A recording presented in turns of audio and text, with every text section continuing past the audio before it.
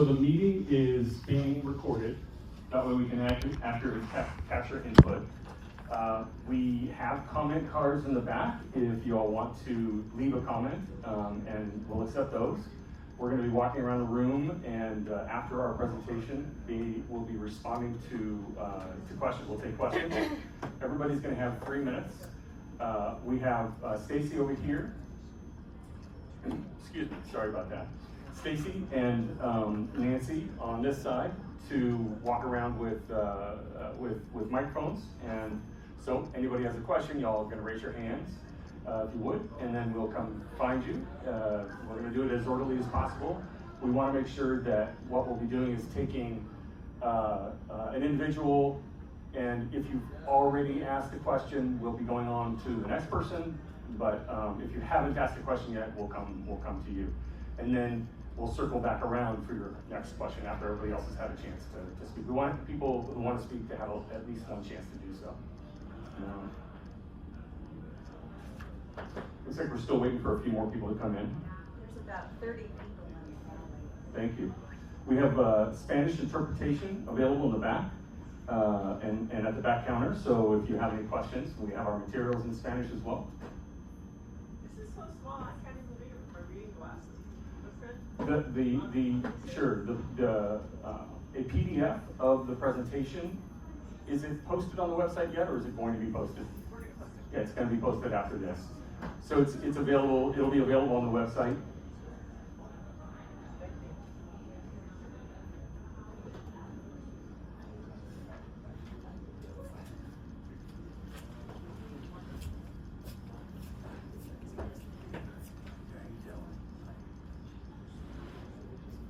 And we'll get started in just a moment here. Supervisor Foley, a member of our board of directors, is here. We'll say a few remarks. Just wait for some more people to sign in and come in.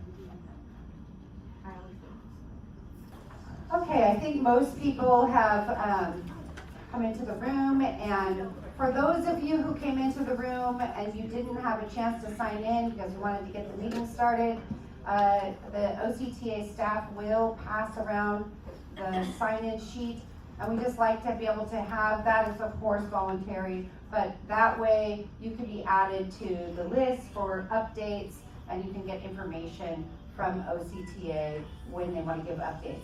If everybody could please silence your cell phones, and I want to thank the City of San Clemente for offering this space for hosting. I see the city manager here in the audience. Thank you, Mr. Hall, for making this space available. So thank you all for being here. I'm Katrina Foley, I'm your county supervisor. I represent this area, including San Clemente, all the way down to Costa Mesa. And I also sit as your representative on the Orange County Transportation Authority Board. And I think it's safe to say that I have been a strong advocate for sand as opposed to boulders out on the coastal. So I know how deeply this community cares about the beaches and about sand and about protecting our coastline and finding that sweet spot to protect the rail and the beach at the same time. And I think that those of us who've been studying this issue and working on it, I think even our OCTA friends have decided that we also agree that sand is a good buffer. It's just really the regulatory permitting process that we are battling to get through from the state and the feds. I think we're making some progress with the Army Corps of Engineers and our streamlining of our permitting. We still have more work to do with the Coastal Commission, and there are some bills pending right now that will help to streamline. Buffy Wicks has a bill that OCTA and the County of Orange will be voting on, supporting that tomorrow at the board meeting. So there is work being done to help streamline all of the bureaucracy to make this happen. So OCTA's Coastal Rail Resiliency Study evaluates potential strategies for protecting approximately 7 miles of the existing rail corridor between Dana Point and San Diego County. And this is the long-term study, medium-term, long-term study for, say, the next 30 years. Public participation by this community really made this possible. It is because of many of you who came to the board meetings, who participated, who came to the city council meetings, who wrote letters, who worked tirelessly in the community to make this a priority, that we are here even talking about this. So thank you, and give yourselves a round of applause. You all emphasize the importance of preserving sandy beaches. You expressed concern about potential beach loss, and we're seeing it right now. We know that right now we have the coast eroding even more, and the king tide's coming, and so we know that if we had the chance to deposit the sand in those hot spot areas, especially the hot spot area that didn't get approved for the proactive efforts, we might not have seen all this riprap that's now being required. For me, sand remains a critical part of the conversation, as well as an important part of what are potential solutions. Again, we cannot keep riprapping our coast. The consequence is dire, and it'll basically leave us with no coast. That's why we need to continue looking carefully at a range of options and looking at all solutions. So what I want to make sure that you know as we start the program is that this study does not do the following. It does not approve a construction project. We're not at that phase yet. It does not select one solution for the entire corridor. We're not at the selecting of solutions phase yet. We're gathering input, we're sharing information. It does not determine today what will be built or not built at any particular location. It really is very, very much about gathering information and sharing current data. This study is providing a toolbox or a menu of potentially feasible options, and the next steps would involve determining whether and where particular concepts make sense, developing more detailed engineering, identifying potential costs, funding sources, and establishing priorities. I mean, we have $300 million that we were able to secure from the federal and state government to add 540,000 cubic yards of sand to the beaches right now in our 3 hotspot areas. Again, we just have to get through the regulatory permitting process. But even without a specific project approved, we want to hear what you think about these potential solutions. I already know some of them you will hate, okay? But some of them you might like. So, and you might have other ideas. So we want to keep hearing from you about what is important and what you think the community can live with. And then we'll keep fighting the Coastal Commission and the state to make sure that we streamline the permitting. And this is going to be a long process in terms of the long-range plan. My focus is on the short range right now, and I think that's probably what you care about too. But we want your participation, and we encourage you to, I think there's going to be cards, like you said, and we want to hear all the different ideas. I know a lot of you in the room are experts. Some of you sit on my Beach Coalition group, and so we know that you know what's best for the community. Thank you all for being here. Thank you to our Orange County Transportation Authority staff for presenting today, and thank you to the City of San Clemente for hosting. Thank you. Thank you, Supervisor Foley. Really appreciate those words. I'm just going to revisit the meeting format and also reintroduce myself. My name is Chris Buckley, and I oversee public outreach at the Orange County Transportation Authority. With me here is Project Manager Rebecca Soto. We've got George Rosca, Avi Shah, and Russ Boudreau. They are also part of the team that is helping to develop the feasibility study. So the format of the meeting, it's being recorded so we can accurately capture input. Spanish interpretation is available, and Spanish materials are available in the back. We'll be taking questions verbally, so if you'd like to ask a question, toward the end we'll have a Q&A session. If you'd like to ask a question, please raise your hand, and a project team member will bring a microphone to you, okay? So you don't have to come up. And then, as mentioned, comment cards are available in the back. So if you'd like to provide a written comment, please fill one out and submit it before you leave. You're welcome to contact any of us through our rail study email address. We can provide that toward the end as well, and leave your comments that way. lots of opportunities. Right now, I'm going to turn it over to Rebecca to begin the presentation.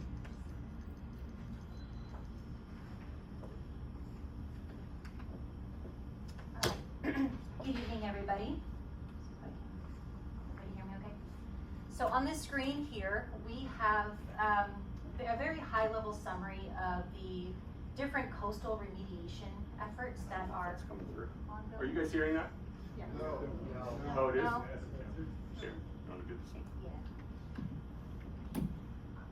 Check it out. There you go. Okay, is this better? Okay. So on the screen here, we have a very high-level summary of the different coastal rail remediation efforts that are ongoing. Starting with the column on the far left on the slide there, you see a sort of a list of the different emergency rail projects. So a few years ago, 3 to 4 years ago, there's been a significant uptick in the impacts from coastal erosion that have impacted rail operations, as well as the associated infrastructure, which necessitated various emergency rail projects.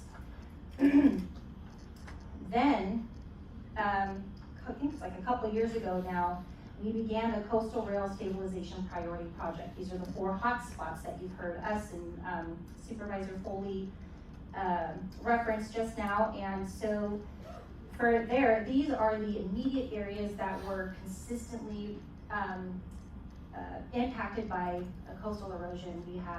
There was coastal erosion on the beach side of the tracks as well as bluff side. And so those 4 hotspots or emergency projects are intended to address those. And they come with a commitment of 540,000 cubic yards of sand, which OCTA is currently in a process of advancing. And then just very quickly, I know that we've had some high tide events occurring over the last few weeks. So while we're talking about these 4 hotspot areas, I just want to give a very brief update. So in the high tide events that we've seen over the last few weeks, we've seen up to 8-foot ocean wave swells overtopping the rail line, with freight service suspended intermittently. We've had slow orders issued for passenger rail service as well as the displacement of existing material near the rail line. And so we have notified the California Coastal Commission of the emergency repair work, got the green light, and we're in the process of, we've placed approximately 1,200 tons of riprap to restore and stabilize those areas affected by the erosion and the riprap displacement during that time. And in the meantime, we are continuing the emergency repair work in the areas, as well as continuing to identify opportunities to streamline the environmental documentation, permitting, and implementation processes for sand. So, kind of shifting forward now from kind of more reactive stance to a more proactive stance is the Coastal Rail Resiliency Study, which is the topic of tonight's public meetings. This is a study, as Supervisor Foley mentioned, that evaluated several concepts to protect the 7 miles of coastal rail within the study area. It involved a process of scoring and evaluation to determine what we're referring to as a short list of concepts to be carried forward for further project development and analysis.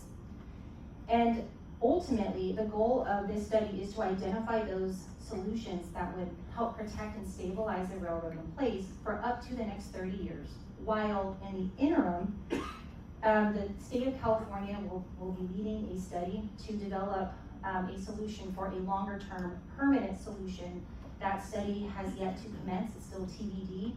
So in the meantime, we have to make sure that our infrastructure and rail service is safe for operations until that time.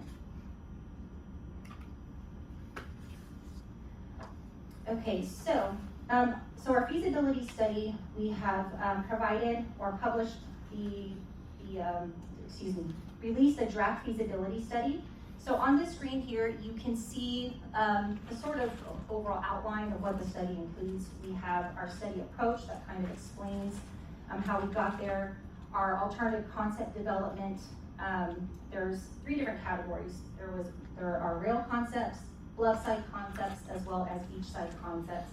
Each of these categories have their own sort of shortlisted concepts within them to be carried forward to ultimately kind of address these different concerns. It talks about the screening and evaluation process, the shortlisted concepts, as well as community, environmental, and recreational considerations, as well as funding strategies and federal partnership opportunities, as well as talks about next steps upon completion of the study and what that kind of looks like.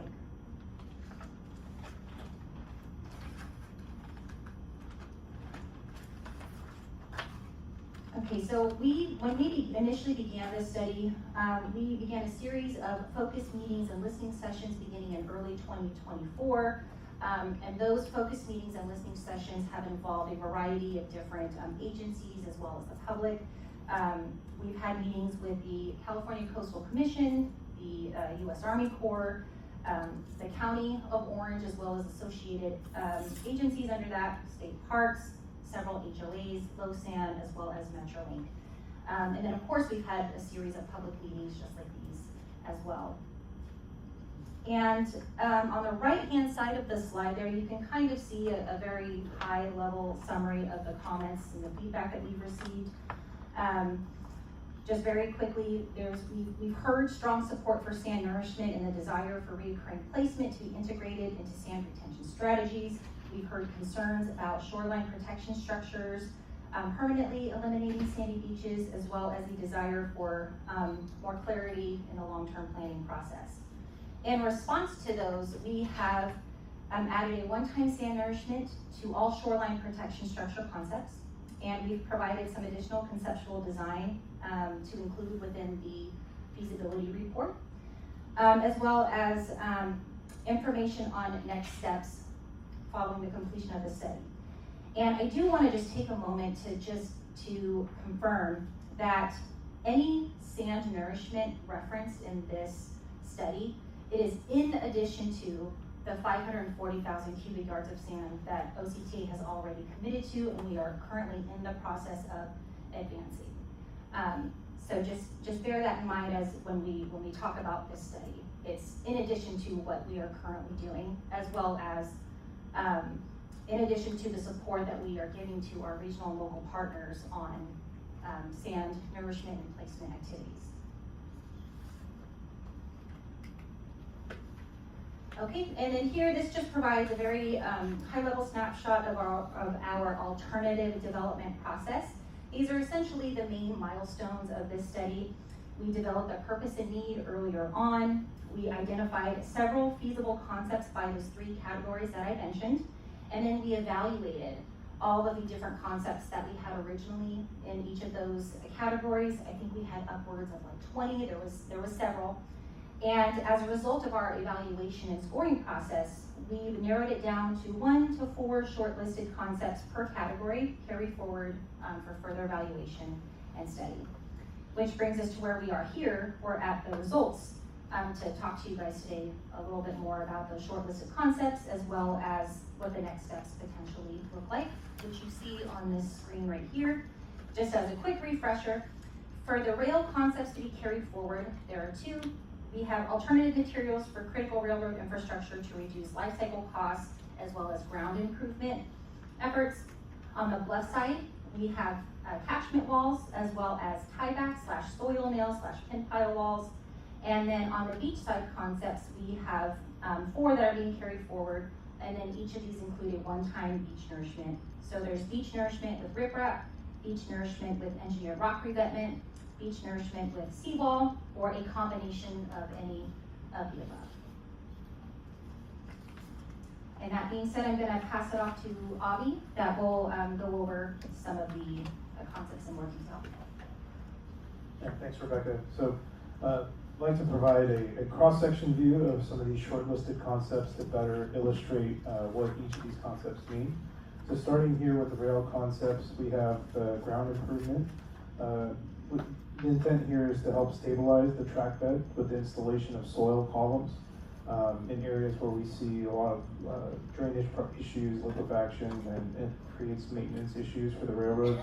So these soil columns essentially add competent soil into the track subgrade to help lower maintenance in the long term.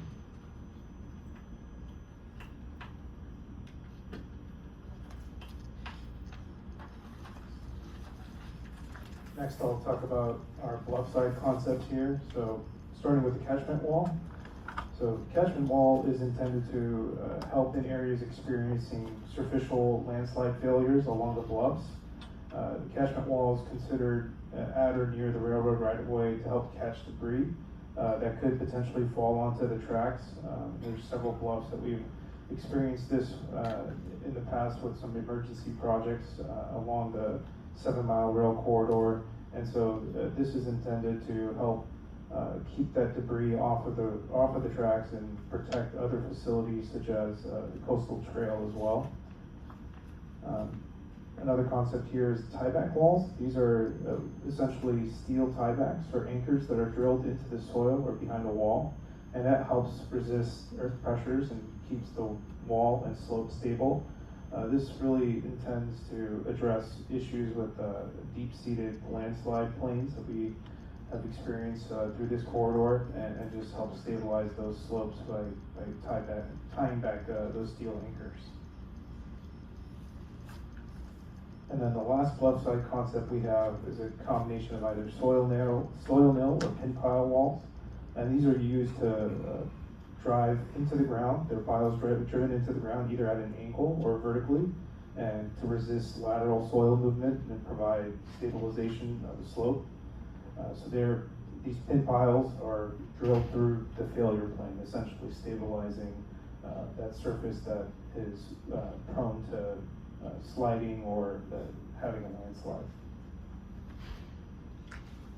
Next, I'll talk about our 4 beach side concepts, and again, these are intended to be paired with a one-time sand nourishment, and this is a kind of a last line of defense for the railroad paired with the sand nourishment. So first we have the riprap restoration. So in some areas along the corridor, we have riprap sections that have fallen and become over-steepened, and so their stability has become an issue.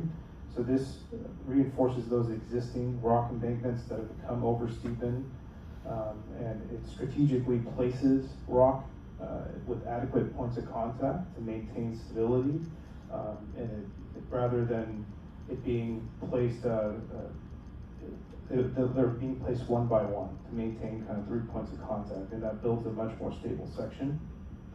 The engineered revetment is similar, although it has a couple of other features that I'll point out here. There's a filter fabric that's placed underneath the rock, and then there's a small underlayer with the larger armor stone on top, and the toe is buried and keyed in to provide additional stability and scour protection. So this is a very stable section that is going to perform well and last over time there. And then next we have seawall shoreline protection. This is a vertical element structure that's intended to protect the track embankment and minimize the horizontal footprint, and prevent some of the wave overtopping and scouring of the track embankment there. And then there's a combination where we can also pair it with a revetment section, which provides additional scour protection at the toe of the wall. But we would propose something like that where we can keep it within our own railroad right of way.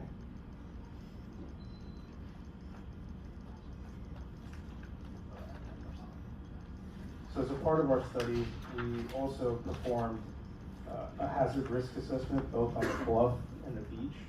And this is to look at where the critical areas and high-risk areas exist. So this assessment took into consideration the reinforcement that OCTA has already completed with such as like Area 3, and high-risk areas were identified where we would look at applying potential shortlisted concepts. And this is based on the proximity of the bluffs to the railroad, what historical geotechnical data we have, and existing bluff erosion that we've been seeing and witnessing, and the threat that it potentially poses to railroad operations.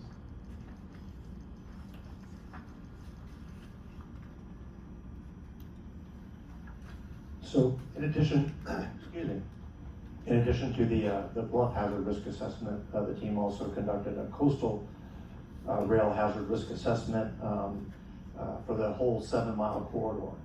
And basically what we did is we took 3 key components, if you will, to assess coastal risk. The first one is what is the amount of beach width currently or at the time in front of the railroad, which provides natural protection? And then how is that beach width changing over time? Is it getting wider? Is it getting narrower and eroding, or is it pretty much stable? And then the third parameter we considered at this risk assessment is what's the existing level of protection? For example, in 2025, between North Beach and Linda Lane, we did the riprap repairs, so that would be more of a robust location, whereas there's other areas where there's maybe little or no shore protection, which would have a higher level of risk. And then basically the high-risk areas, as we see that are in kind of pink or red, we would look at applying the short-listed alternative concepts to the beach side in the next round of studies.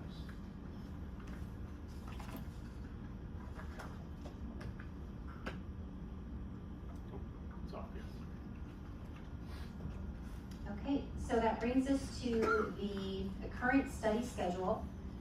So as you can see, we are in a draft feasibility study report phase. So just last month, we released our draft feasibility report for this coastal rail resiliency study.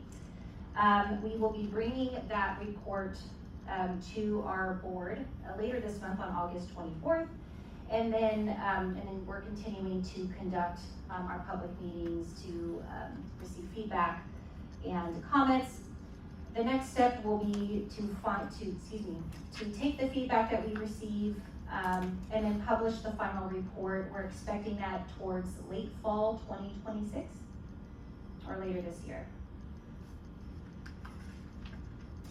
And then lastly, this kind of provides us a high-level overview of what the next steps would look like with respect to once this study concludes, then what happens.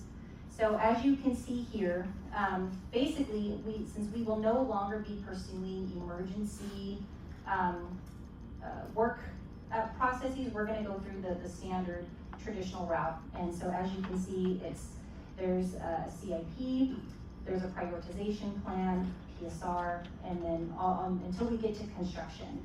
And so that means that we have to go through the environmental clearance, we have to get all of our permitting, and then each of these concepts that will be forward, they will enter the project development phase, which is where they will be further refined. And the specs, which we don't have as part of this study, but the specs for each of those concepts and where and how they will be applied will be determined during those next step phase.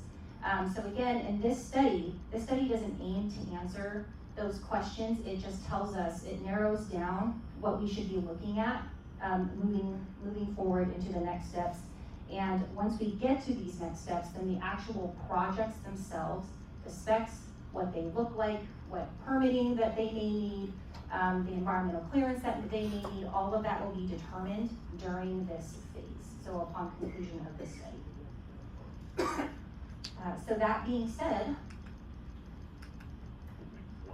I'm going to pass it back to Chris. So I just want to reiterate that during this process, go back to that last slide. During this process, there will be opportunity for public input. I think that's key, right? Y'all want to be able to contribute to this process. And during the environmental analysis period, where we'll be sharing a draft of the environmental document with the public, generally speaking, that is where you'll have an opportunity to provide comments. So with that, questions? As I mentioned earlier, we've got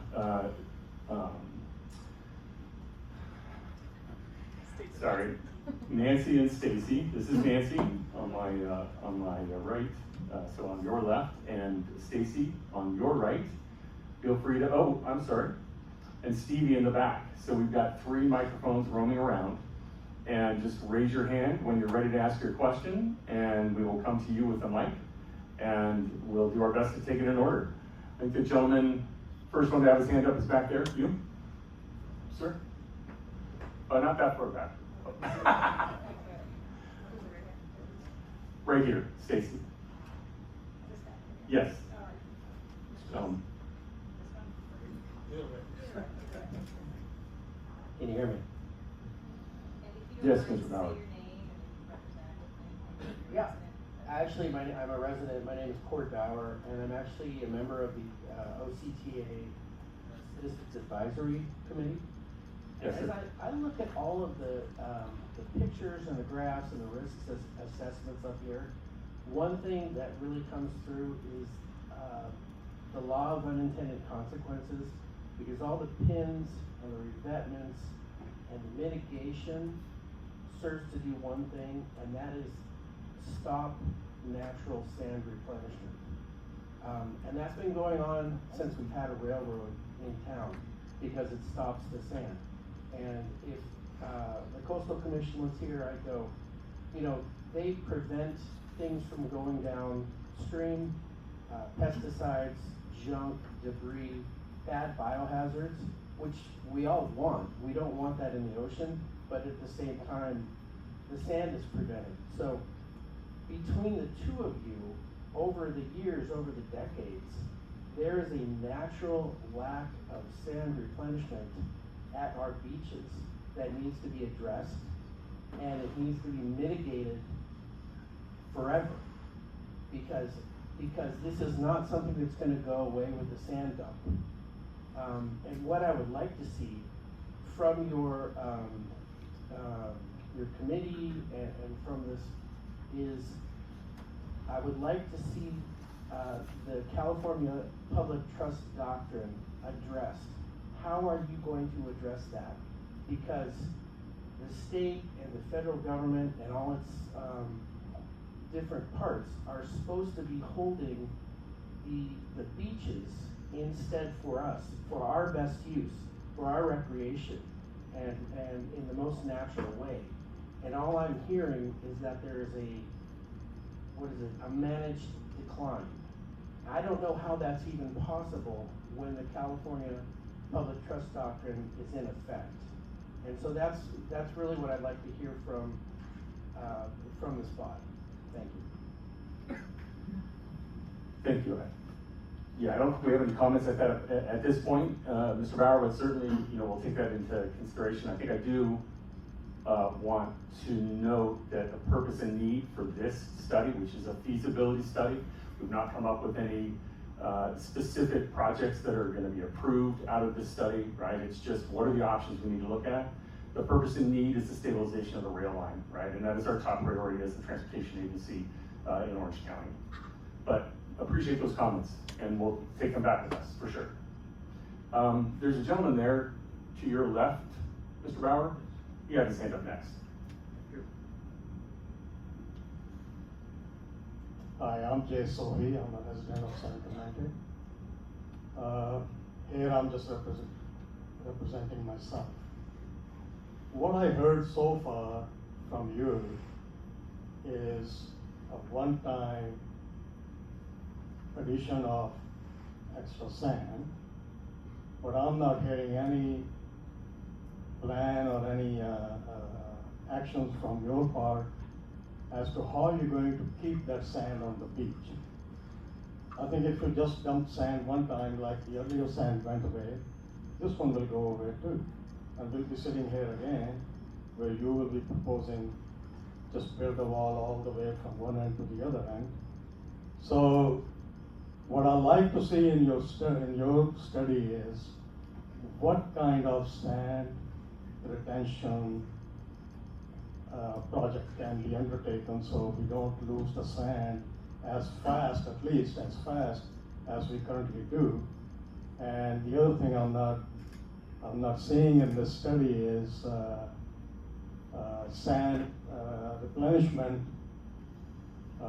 periodical sand replenishment. So your idea is 540,000 cubic yard plus additional sand, and then you go away. But the problem doesn't go away. So we will lose that sand. So I'd like to hear from you sand retention and periodical sand replenishment. Thank you. Sand retention would be Russ. You want to handle that response, or that'd be good, and then you take the response to replenishment. That'd be great. Thank you. Sand retention is a really important concept. I think we'd all like to see the sand be held on the beach longer. Sand retention was included as part of the initial screening of concepts that we looked at, and sand retention was not carried forward into the top tier for a couple of reasons.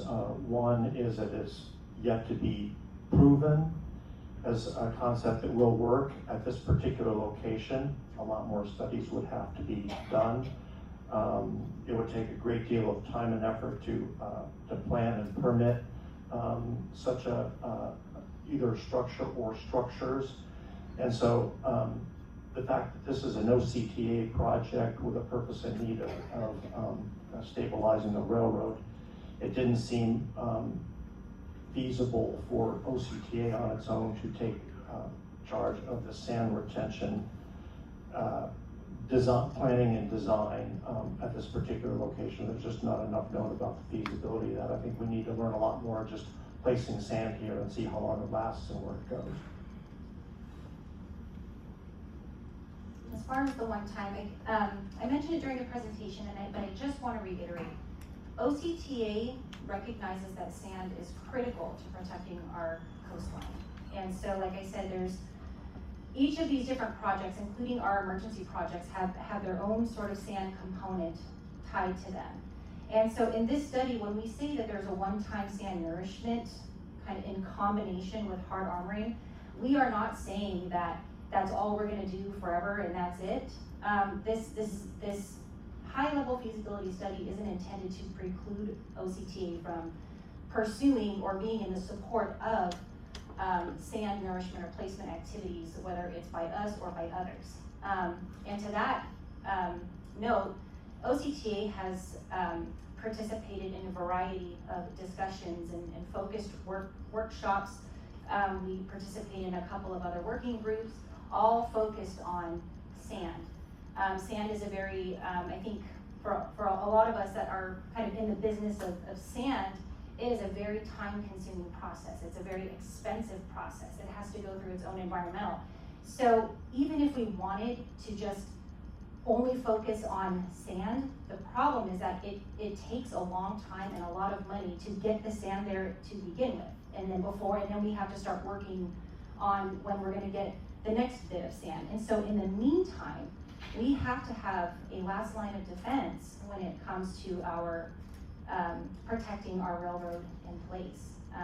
We know that the environment, the coastal environment is very dynamic, very uncertain. We have experts talking about super El Nino coming up this winter, and so there's a lot of uncertainty with getting sand there. How long is it going to stay? Where is it going to go if it does migrate? And so we have to, in order to kind of account for all of these things, we have to bear in mind that, okay, there's sand, but there has to be another component to protect infrastructure as a result of that uncertainty. But I want to make it very clear that OCTA is very supportive of our regional and local partners that are pursuing their own sand placement efforts. So I'll conclude my. Great, thank you. We had a couple of questions up here, Nancy, very front here.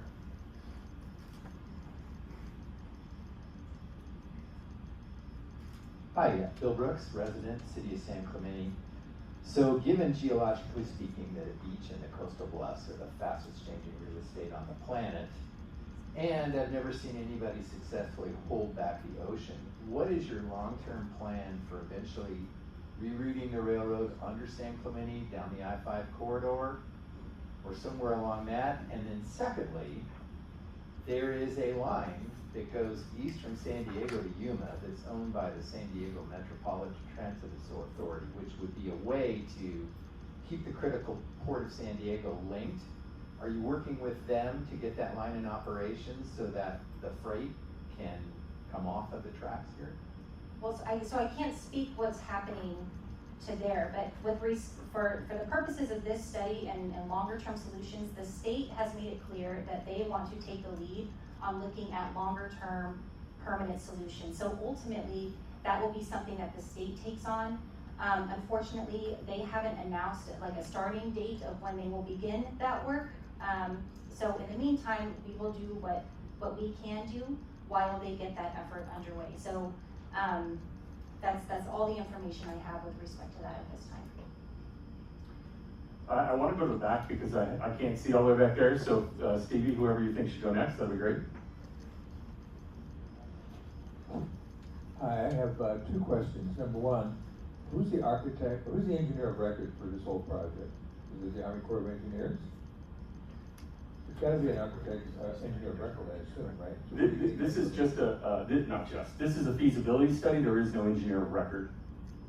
Then you're basing the feasibility based on what?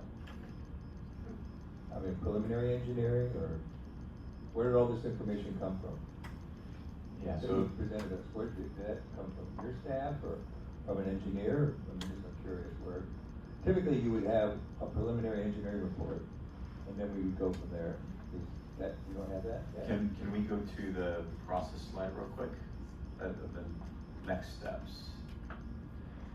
So the preliminary engineering is at the PAED level. We are at the pre-CIP level where we are just doing feasibility studies. So from here, the projects will have to be further defined into a CIP plan, get that prioritized, find the funding for those defined projects, then take them through a project study report phase, and then get into preliminary engineering at the PAED phase. So at the conceptual feasibility level that we are at right now, there is no engineer of record. Usually that term is reserved for final plans, the final plan specs and estimate, whoever signs and seals those at that time ready for construction. But we do have experts. I mean, But we yes. want to talk about. Yes, our team, so HDR is supporting OCTA on this study together with Coastal Frontiers, who is a sub-consultant to us, and other experts as well on the geotechnical side dealing with the bluff-related concepts. Okay. And finally, friends, the Department of Defense and BNSF, the railroad, aren't they the major alpha wolf? Yeah, we didn't hear the last part. Both? So aren't they the alpha wolves of this entire operation? They will be dictating how it's treated and how it's basically done?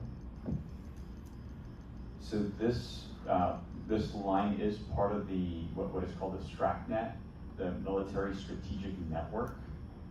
And so yes, the Department of Defense is a major stakeholder, as well as BNSF that operates on this track.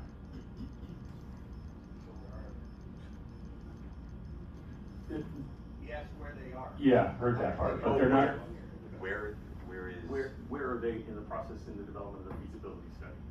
So they are stakeholders within this process. So they have been invited into our, what we call our PDT meetings together with other stakeholders like the county, the city, and others. So because this study is being led by OCTA, OCTA is the one that reaches out to all of these major stakeholders and includes them in these PDT meetings. I'd like to take another one from the back, please. Sure. Hi, my name is Sarah and I'm a resident of San Clemente and I was a former member of the national surfing team, and we all live in California because it's a great place and our coastline, and you're familiar with the Olympics that's coming just actually very close to where we're talking about putting this riprap right now. And so if you look at where the riprap was placed in North Beach to Linda Lane, and you walk along the coastline there's a lot less coastline even with the additional sand that has been placed there months ago. And it's very the rocks there are definitely causing more erosion, even when we replace the sand because of the backwash that the waves hit, and then it kind of scoop the sand away. And so the request would be that, we find some more permanent solutions to protect our coastline. And the Olympics is coming to San Clemente, so we need to protect our beaches, and, to do that with some long-term smart decisions and not temporary ones that are damaging our coastline. Thank you. Appreciate that comment, thank you very much. Up here? Hello, my name is Amanda Quintanilla, a San Clemente resident. And from what we've heard today from Supervisor Foley and OCTA staff, that OCTA has already committed to 540,000 cubic yards of sand in San Clemente at no cost to the city. But there is a narrative that this statement is misleading. OCTA pledged 540,000 cubic yards of sand to protect the rail corridor is not contractually guaranteed, and only about 240,000 cubic yards are proposed for San Clemente beaches. How would you address that statement?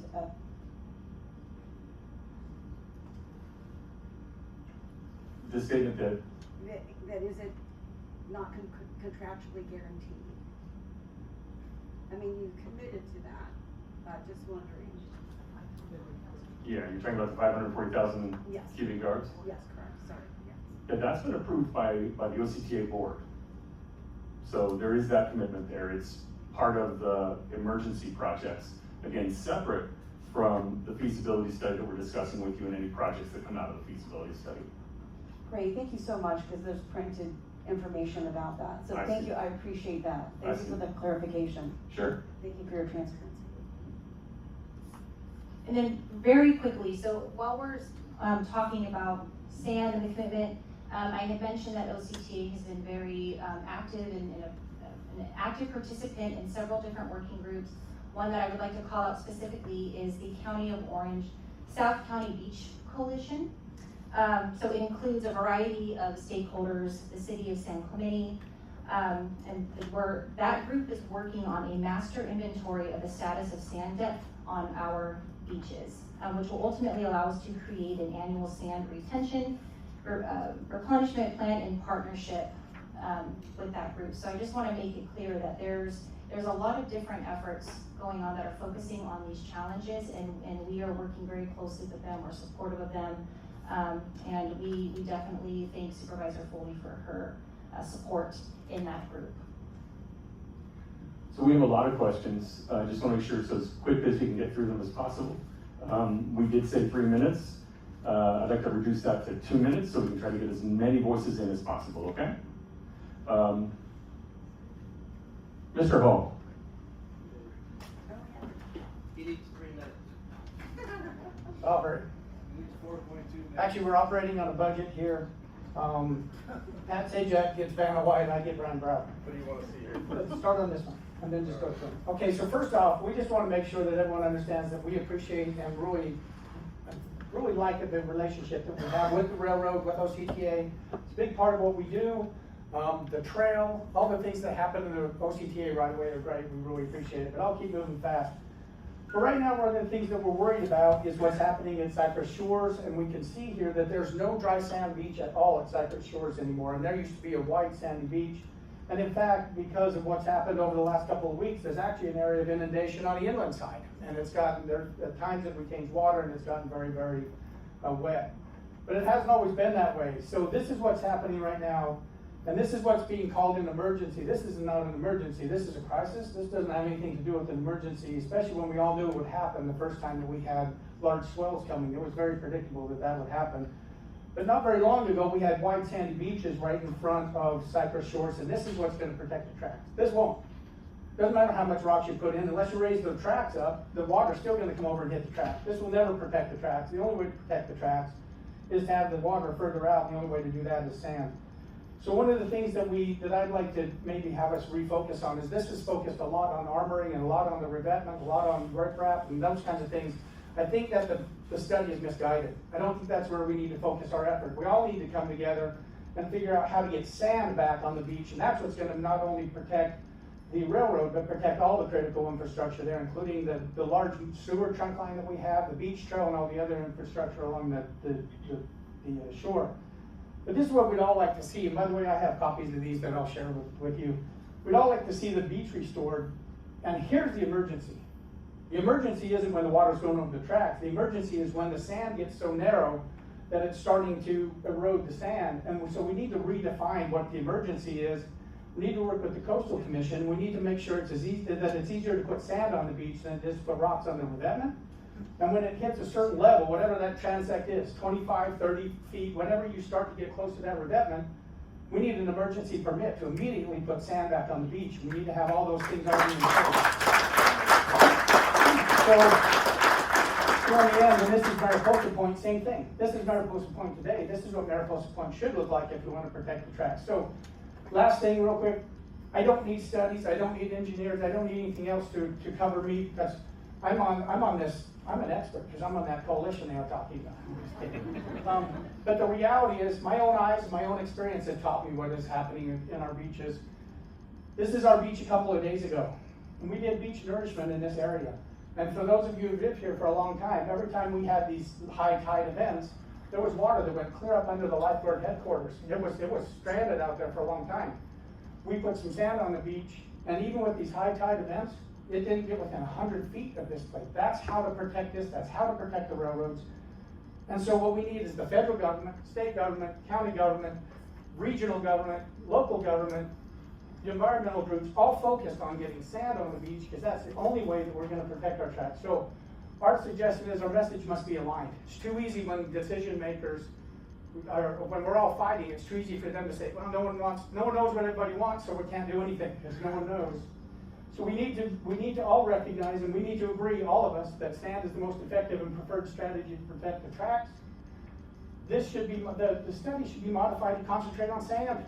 It doesn't concentrate on sand, it's a byproduct. It's a, well, we're going to do the real work and then protect it with sand. No, the real work is sand. That's where we need to start. And then we need everybody to engage, and then we need to redefine emergency. We need the emergency to be putting sand on the beach, not putting rocks on the revetment. So I know I took more than a few minutes.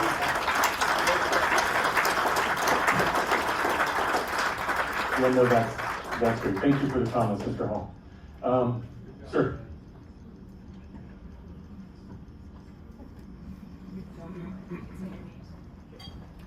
Thank you, John Dow with Save Our Beaches San Clemente.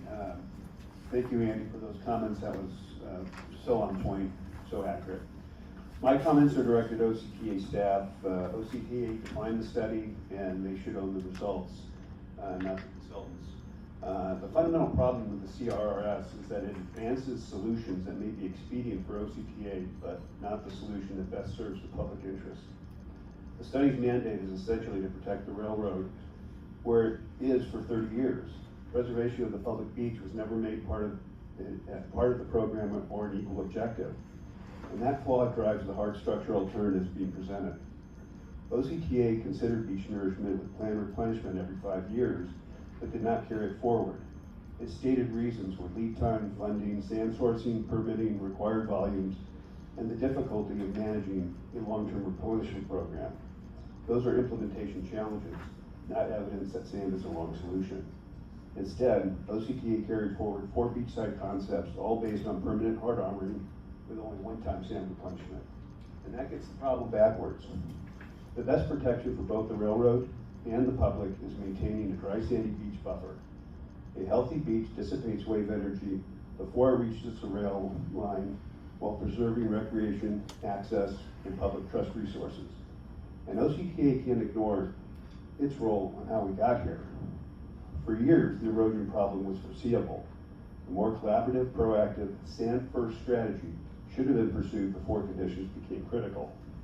OCTA should not now use deteriorating conditions made worse by years without an effective sand-first strategy as a sand-first solution as justification for more permanent armoring that will further narrow and destroy the beach.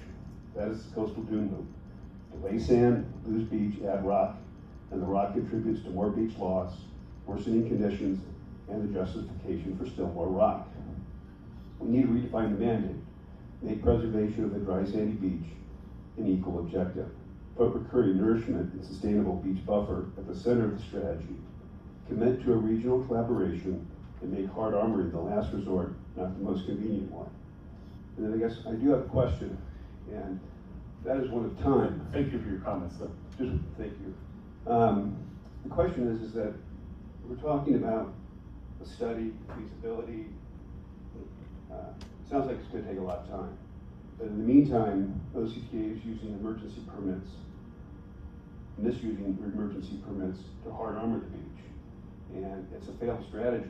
And if this takes 5 years to put in, to get this feasibility study done, regardless of what comes out, what the outcome is, emergency permits could hard armor another 50% of our beach. So I want to know, how can we get sand on the beach so that we don't need to start to continuously use emergency permits to hard armor our beach?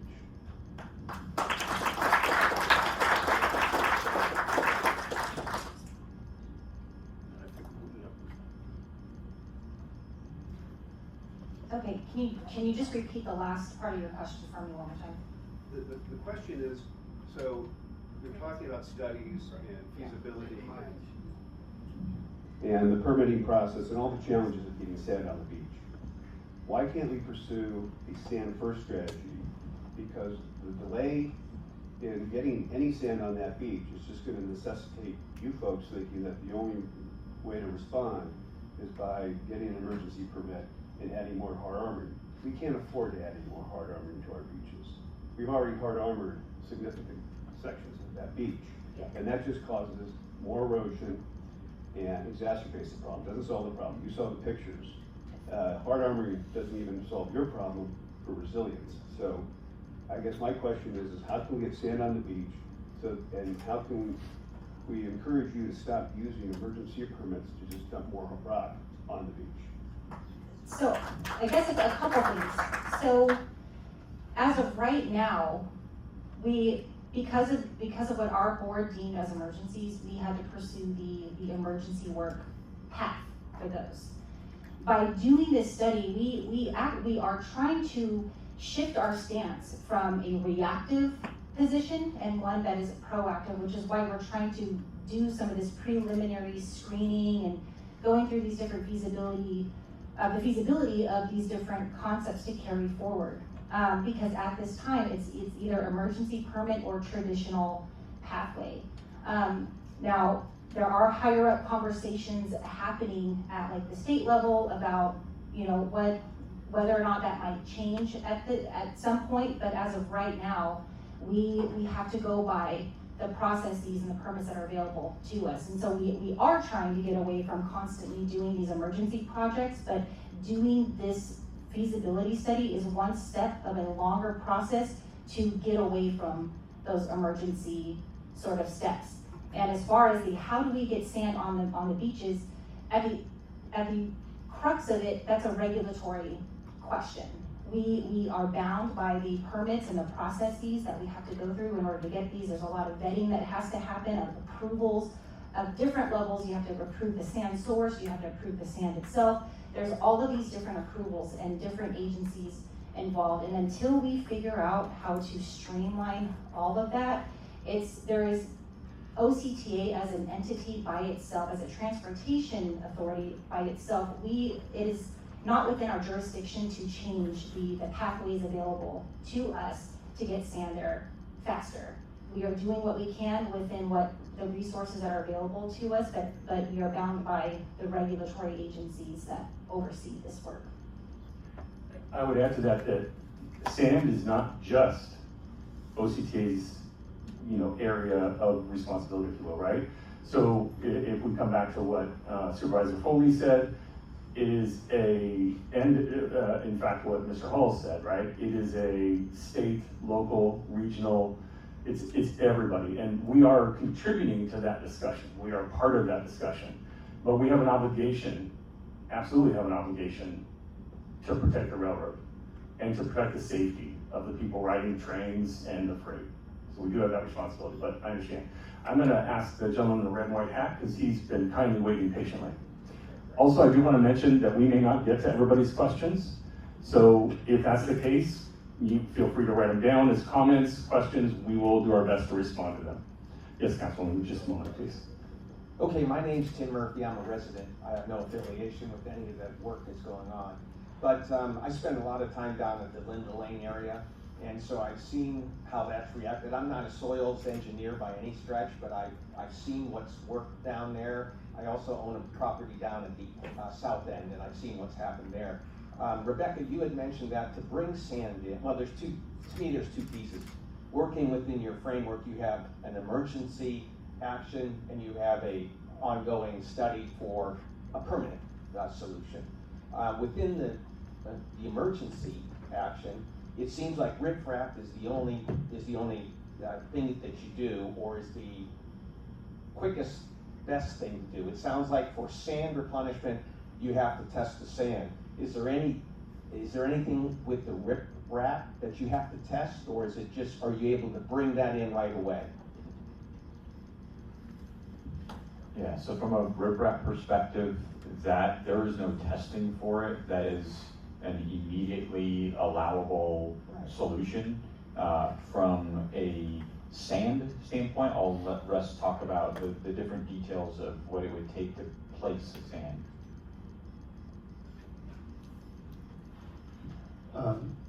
Yeah, it'd be nice if it was a lot easier than it is, but it's also really important that we go through these steps. So to approve a sand beach nourishment project, first we have to identify a sand source, and it has to be physically compatible in terms of grain size. If it's too fine, it'll just wash away, and it would be, ineffective use of your funds. If it's too coarse, it's nice to have a little bit coarser than native, but then it sits high on the beach, and there's some other concerns about, public impacts and things like that. But that's grain size. You have to make sure that it's clean. There's certain very specific guidelines, federal guidelines for identifying whether it's clean and things like that. So then you identify your sand source.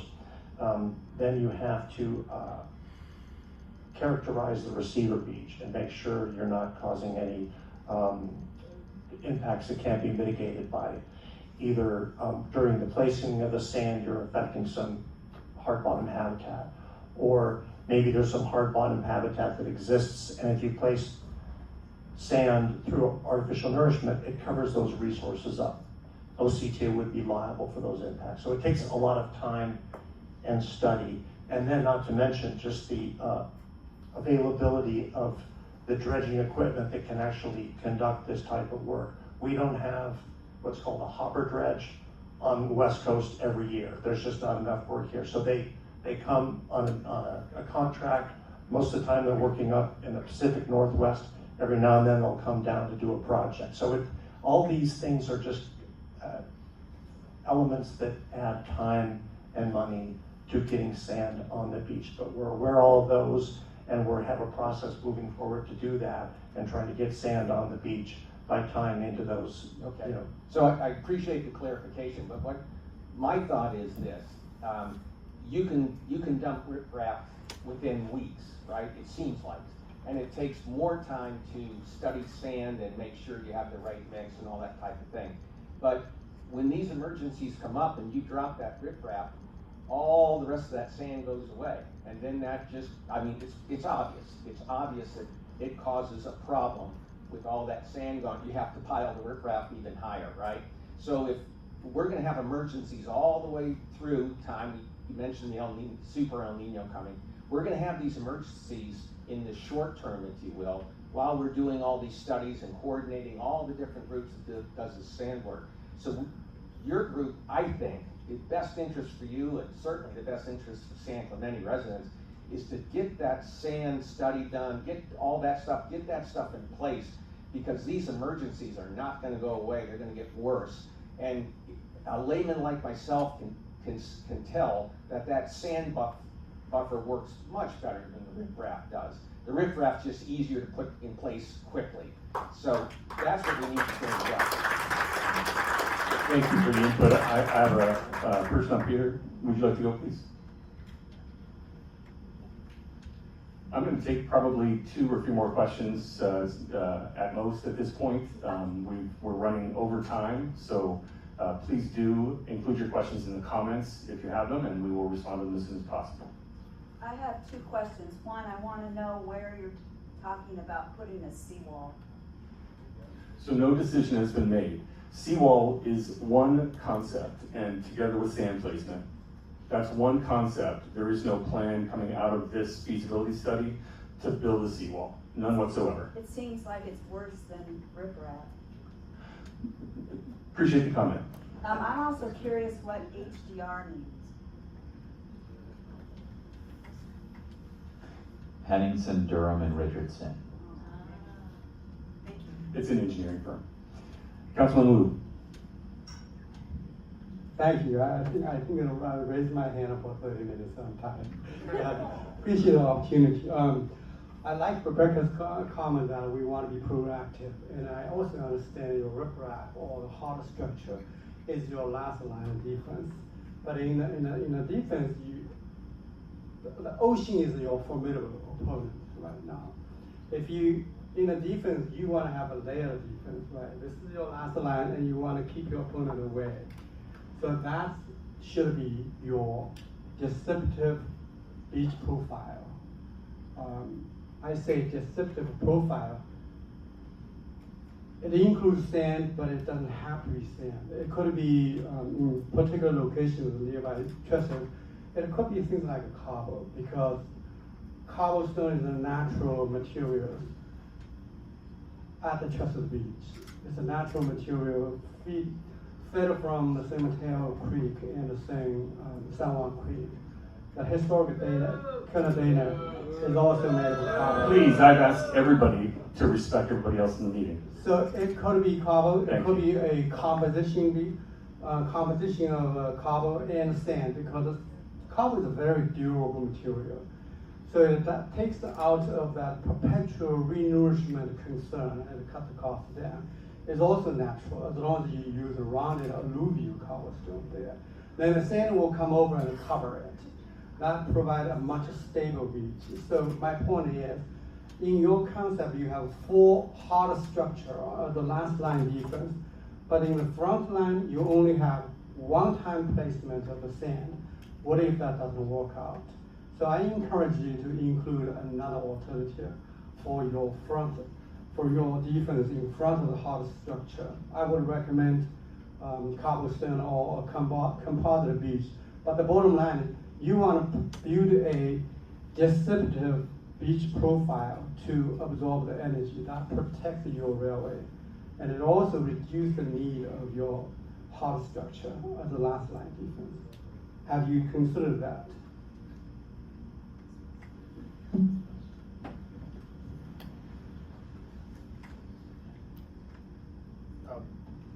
Yes, we did consider that. In the feasibility study, we went through a broad number of beachside alternatives, and the cobble berm was one that we considered. It did not rise up to the top 4, and there's a couple reasons why that did not reach that ranking.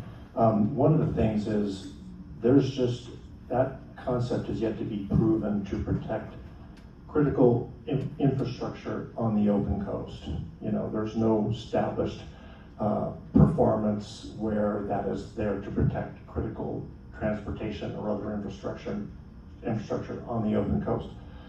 Some of the concerns would be the volume of cobble that would be required to protect the railroad corridor. At a minimum, the guidelines indicate 80 feet of cobble width. We would have concerns about waves coming from an oblique angle. We're seeing right now a lot of waves are coming from the south and pushing sand to the north. It's also going to move the cobble. And there's a challenge with cobble berms when you've got a lot of sand that comes at an angle, because of that sand, if the wave action is pushing that cobble away from where you place it, you're going to have to place more. And pretty soon you're going to see the character of your beach change, because you're going to have a lot of cobble out there. Another concern about cobble and how they perform is this coarse littoral sediment sits higher up on the beach and it perches up high against the railroad.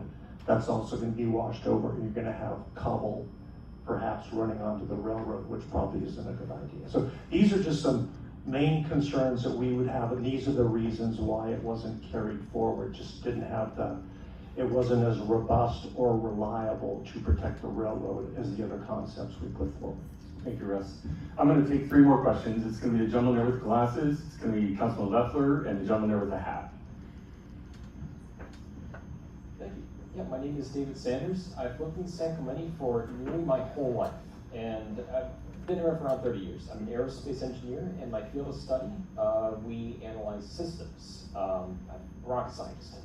I've experience in using criteria matrices in aircraft and spacecraft. But the point I'm making here too is that in pages, in your July 2026 feasibility report, in pages 55 and 56, short condition matrix provides claims that that if the beach is wide enough for around 150 feet or more, and as long as the shoreline is not receding, then it's adequate to not have a riprap or other barriers in place, and as set forth by your own study.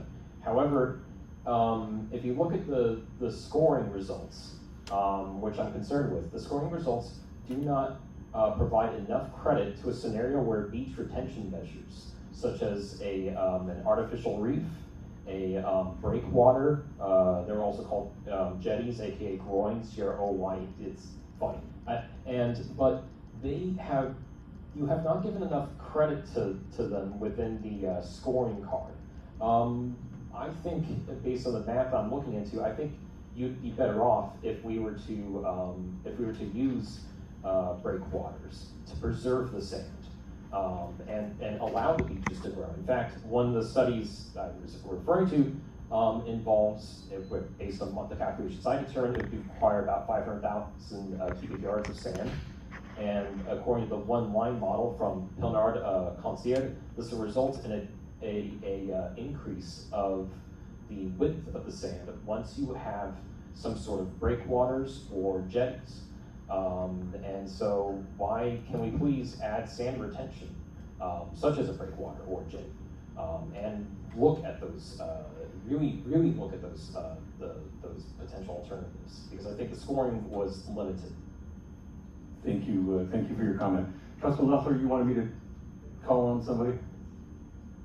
You're good? Yes, that's good. I think it's good. Yes. No. Okay, oh, I'm sorry. Sorry, my apologies, Councilman Noblock. I have a question. I'll go first. Thank you, I apologize. Yeah, I just wanted to say, the exercise today is great. I think working with OCTA has been great. The city of San Clemente, however, as we have a chance to talk about, has been putting sand on the beaches. Started the process almost 25 years ago, maybe 30 years ago. So we know what we're doing. So all the things that you're talking about, the studies and where the sand is, we've done already. We've been doing it. We've placed sand. And we have a 50-year program to do it into the future. So San Clemente, as I've been arguing, should be the principal entity responsible for that placement of sand. I know you guys, I know the OCTA has the duty, and they may even have the responsibility to pay for it because of the mitigation costs. But we need to work a partnership where San Clemente takes a key role in the leadership of replacing the sand. And I met with, I talked to Jamie today, the president. We said we'll start those communications to see if, in fact, we can work towards that end where you don't have to start over, because you essentially are starting over a process that we've been working on for 3 decades.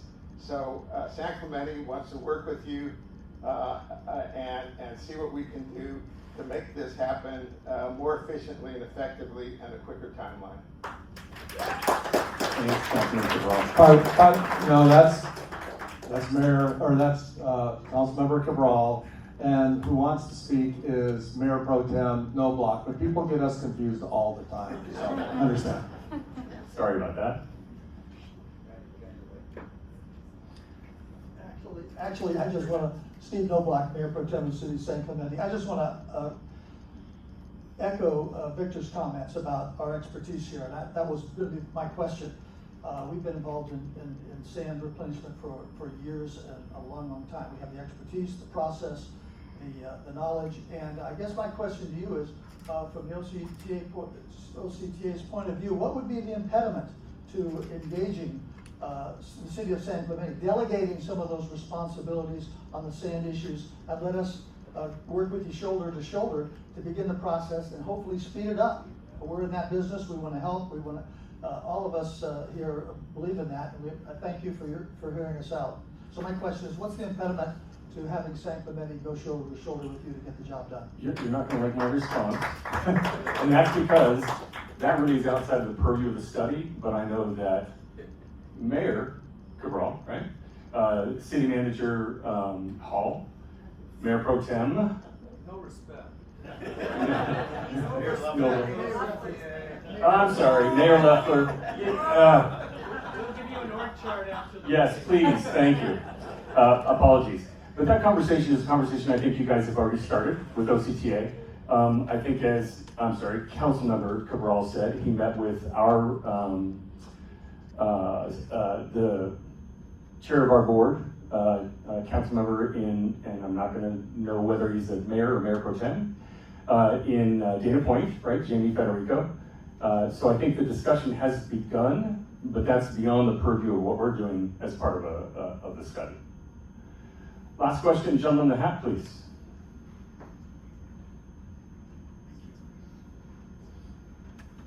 Coming across okay? Tracy Sizemore, decades here at St. Clemente, former city lifeguard, beach patrol officer for the police department, and finally retired from the harbor department operating the patrol boats offshore. I think we're looking at it from the wrong angle. The gentleman that brought these pictures in said, sand is your problem. And I think the answer, where I'm currently in the 4 years of an all-volunteer for the amphibious unit for the Marine Corps down in Camp Hamilton, is their unit that has the hovercraft, the LTACs, and having some of their tractors come up, and you have to do it on a minus tide day. And all that sand that you talk about that you need study on, that's gone right into the ocean in front of where you lost it. And if you look at a minus tide day on the webcam at St. Clemente Lifeguard Headquarters, where we used to be able to jump off the zero tower in the waist deep water, at minus tide, it's sand. That's where all your sand has gone. And that sand is the same that was up here at the high tide line. And you can move it with a tractor, not the little Tonka toy they're using, but the large tractors that the Marine Corps has access to. It opens up a training venue for them in the maneuver area, and they get practice moving sand.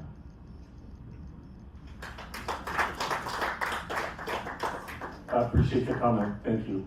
I know everybody's looking for a quick solution that involves sand placement. We completely understand that. The message was received back in October. We received the message here tonight. We really want to say thank you, appreciate your time.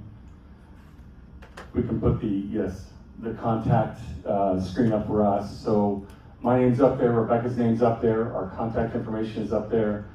You can get the same information on the email address for the study and the project website. You can get all of that on our fact sheet in the back. Please do fill out a comment card if we didn't get you, and I apologize. We've definitely gone over time, and I appreciate y'all staying this late to listen to us and to offer us your thoughts. Thank you very much.